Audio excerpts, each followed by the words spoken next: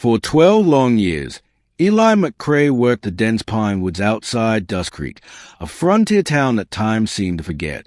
He built his cabin with his own calloused hands, hunted his meals, and hauled lumber into town only when the weather allowed it. Folks knew him as a ghost in the trees, a tall, silent man with a beard thick as a bramble and eyes like storm clouds.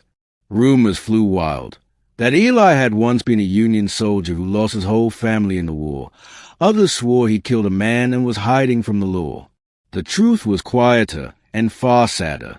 Eli had once been engaged to a sweet girl named Caroline, but fever took her before she ever walked down the aisle.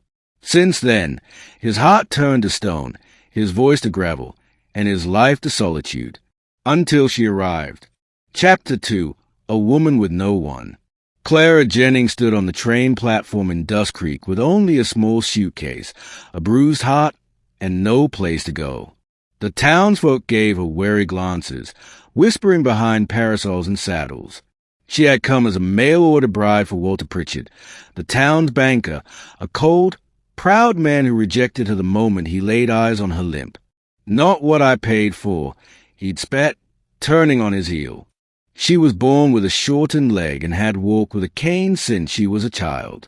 In New York, she'd worked as a seamstress, dreaming of a life where someone might see her soul instead of her stride. But rejection followed her like a shadow, and now, even far from home, it clung tight. Sheriff Tully, a good man with tired eyes, took pity on her.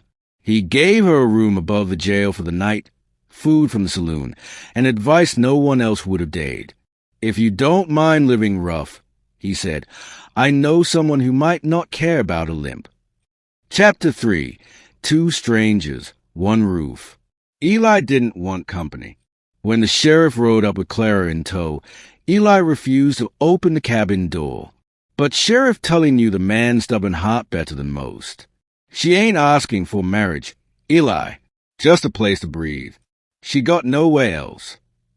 Grumbling, Eli finally stepped aside. Clara limped in, holding her chin high despite the tears in her eyes. The cabin was small, clean, and cold, but it felt like sanctuary. They lived like shadows at first, barely speaking. Eli spent his days chopping timber and his nights carving figurines by firelight. Clara cleaned, cooked, and stitched new curtains from burlap sacks. Slowly, the silence between them softened. Eli noticed how she hummed old hymns when she cooked. Clara saw how gentle he was with wounded animals. Still, neither spoke of the wounds they carried. Chapter 4. A Storm in the Valley.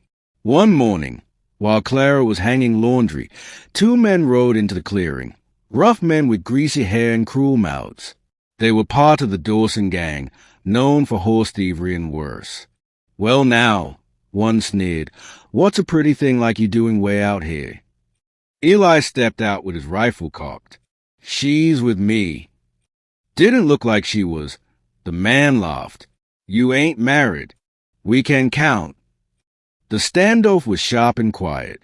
Finally, the men spat in the dirt and rode off, but they left a promise behind. "We'll be back." That night, Eli and Clara sat by the fire in silence until Clara whispered, "Maybe I should go." Eli looked at her, really looked. "You leave, they'll follow. You stay, I'll protect you." A tear rolled down her cheek, and she didn't wipe it away. Chapter 5. What Love Grows in Silence. The days grew colder. Snow dusted the pines. Clara stitched Eli new gloves, and Eli whittled her a wooden cane with carvings of foxes and birds. She cried when he gave it to her. "I've never had a gift made just for me," she whispered. "You deserve better than what you've had," he said. One night, during a particularly brutal snowstorm, she found him shivering on the porch, staring into the woods like he expected ghosts. "I ain't good with people," he said suddenly. "I wanted to marry once. She died. Since then, I just cut trees." Clara sat beside him, wrapped in a quilt. "I wanted a family, but I was always too broken for most folks. Maybe we're the kind who only fit with each other." He didn't answer with words.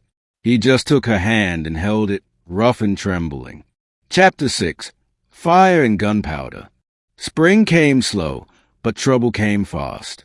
The Dawson Gang returned, 3 of them this time, all armed, looking to rob and ruin. Eli met them at the edge of the clearing, rifle ready. "You won't take her," he said. They laughed. "She ain't even your wife." Eli stepped forward. "She carries my name in this house. That's more than enough." The fight was quick and fierce. One man fired and missed. Eli didn't. Another tackled him, knocking the rifle away. It was Clara who ended it, striking the attacker with a skillet from behind. When the last man fled bleeding into the woods, Eli turned to Clara, blood running from a gash on his brow. "You all right?" he panted. Clara nodded, then collapsed into his arms. "I think I love you," she murmured. "I know I love you," he whispered back. Chapter 7. The Name She Took. They married in Dustcreek, under a blooming cottonwood tree. The whole town came, curious to see the reclusive lumberjack and the rejected bride. They saw something better, 2 broken souls who found healing not in perfection, but in each other. Clara took Eli's name, not because she had no other choice, but because it had come to mean home, strength, and safety. Years later, folks would speak of the woman with a limp who raised children in the forest, who sang to the trees and stitched stories into quilts. They'd talk of the man who once lived alone and died with a hand in his. Their story wasn't loud, but it lasted, and in the wild woods above Dustcreek, love bloomed like pine in spring.